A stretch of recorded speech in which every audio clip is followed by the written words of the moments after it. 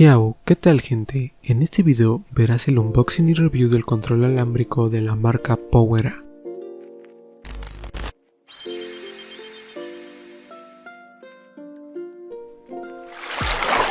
Este control lo adquirí a través de Amazon. Podrás encontrarlo con un precio de 519 pesos mexicanos, alrededor de $25. Este cuenta con distintos diseños en los que puede variar el precio y no contar con el mapeo de botones, entre otras cosas. En la parte frontal de la caja podemos encontrar una imagen del control que hayas escogido. En este caso es el diseño de Animal Crossing New Horizons. Algunas características del control, los logos de Nintendo Switch, Powera y la licencia oficial de Nintendo. Al abrir esta tapa podemos ver una breve descripción del control y a un lado se puede ver el control, ya sea que si lo encuentras en alguna tienda puedas ver cómo luce. En ambos lados de la caja cuenta con imágenes del control y los logos de Nintendo Switch. Por la parte posterior podemos encontrar sus especificaciones que estaremos viendo más adelante. Por la parte baja se encuentran las redes sociales de la marca, el centro de distribución, entre otras cosas. Y por último, en la parte superior podemos ver cuenta con sus sellos de seguridad y una vez más el logo de Nintendo Switch. Dentro del contenido de la caja se encuentra un manual en distintos idiomas, la declaración de conformidad, el cable del control y finalmente el control.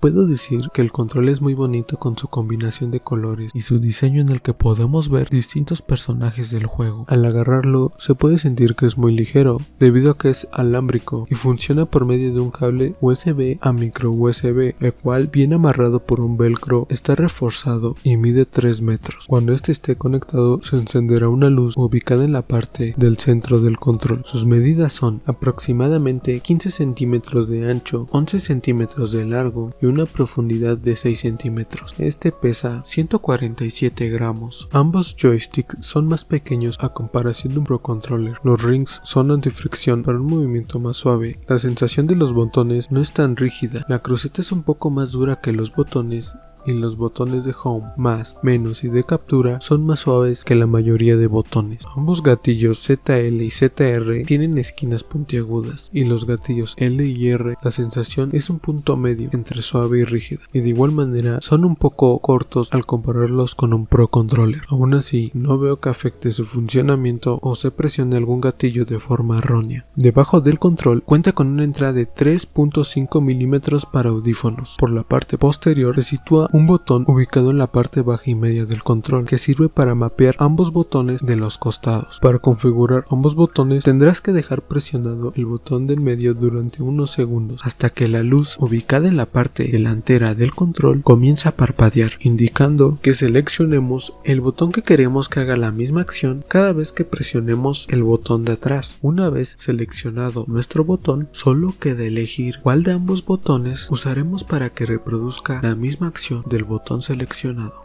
Y listo, ahora cada vez que presiones cualquiera de ambos botones de la parte trasera hará la misma acción del botón que se haya elegido. Para restaurarlo, repite lo anteriormente mencionado, solo que cuando se indique qué botón queremos que reproduzca la acción, presione el botón de la parte trasera. En el testeo de la zona muerta de los joysticks, este es difícil de notar debido a que es muy imperceptible.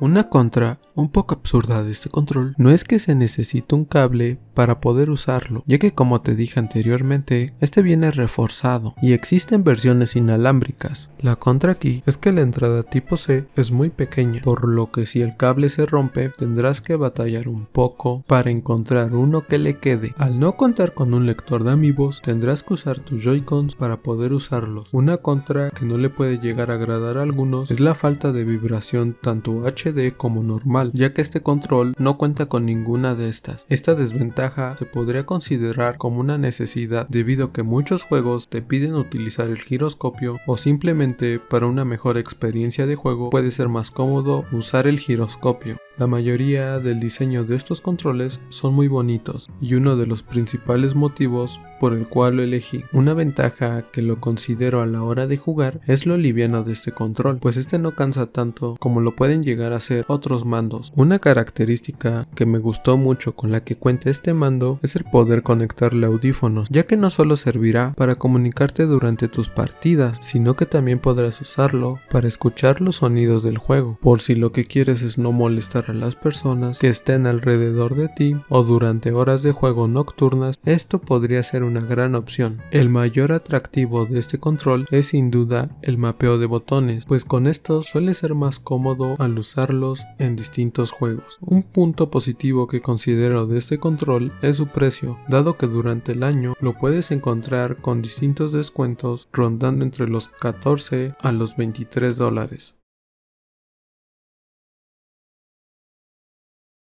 A pesar de que no tenga características anteriormente mencionadas como el giroscopio o el lector de amiibos, lo considero como una gran alternativa a un Pro Controller o como un mando extra debido a su precio. En mi experiencia puedo decir que lo he usado como mando extra y no he tenido problemas durante estos 2 años. Sin embargo, al no ser jugador frecuente del modo dock, me es difícil decirte la durabilidad de este para un uso frecuente o competitivo, pero al final la decisión la tienes tú, así que hazme saber qué piensas de este en los comentarios, o si de casualidad tú lo tienes, dime cuál ha sido tu experiencia con él y si lo recomendarías. Esto fue todo por mi parte. Si lo deseas, regálame un like, suscríbete y nos vemos en un próximo video.